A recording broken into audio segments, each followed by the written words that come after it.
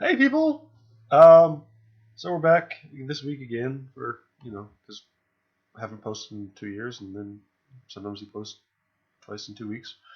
We're running back the same deck basically as last week, still running the Sweet Platinum Imperion, Madcap Experiment combo, and a controlish shell.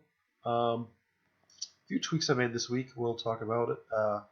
I added a Urborg Tomb of Yawgmoth instead of a Darkslick Shores, just to give us a little bit more black mana. Primarily, we just want to be able to, with Platinum Imperium out, be able to still tap Scalding, Polluted Delta and Scalding Tarn, whatever, for mana. Also, I think this will hopefully save us a little bit of life in general. So we can just not crack fetch lands sometimes, have a little bit more control of that. It is a symmetrical effect. It happens for your opponents too. So that could be a problem sometimes, but whatever. If I wasn't cheap, I would replace this very sweet Kamigawa basic mountain with a snow-covered mountain to very occasionally, but it confuse people by playing mountain bolt, snow-covered mountain into bolt on turn one, and make them think they're playing against red red. I'm sure this is an advantage. It's not that great an advantage that's worth paying a ticket right now. Snow-covered mountain has spiked up since red red won the last Grand Prix. We cut a Thoughtseize in the main deck for a Collective Brutality. Oops. Collective Brutality just does a little bit more flexible. It gives us another way to discard Platinum Imperium and still get some value. We have to draw it naturally. It still allows us to look at their hand and take the path and clear a path for a Platinum Imperium.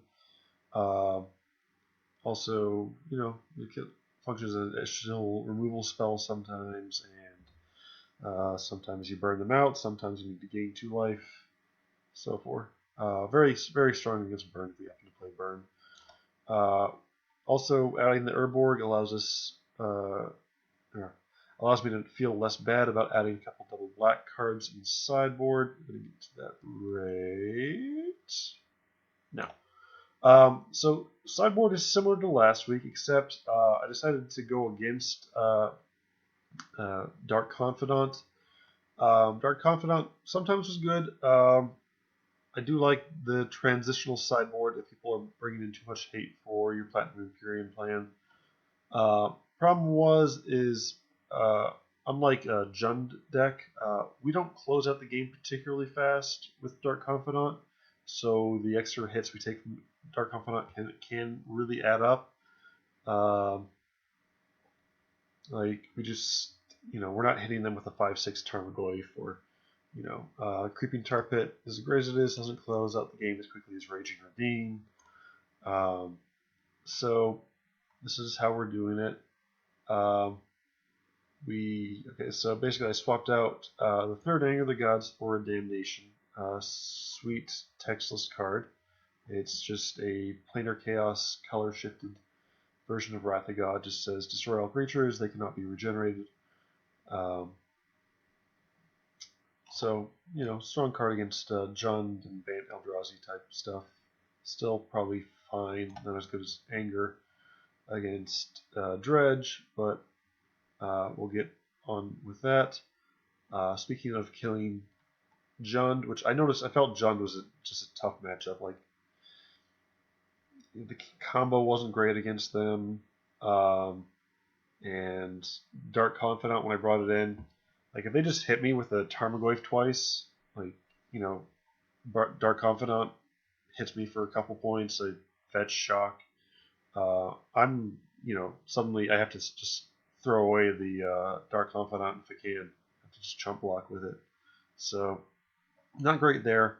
My solution, which might not be great, is Ashiok Nightmare Weaver.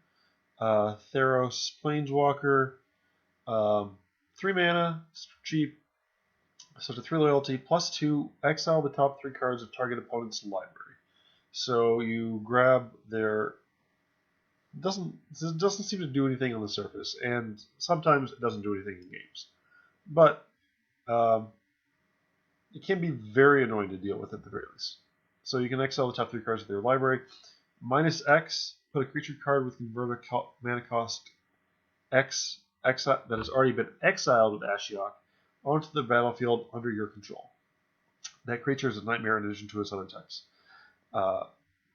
It beat a nightmare never comes up. Just noticing that it had this nightmare trinket text, I started looking.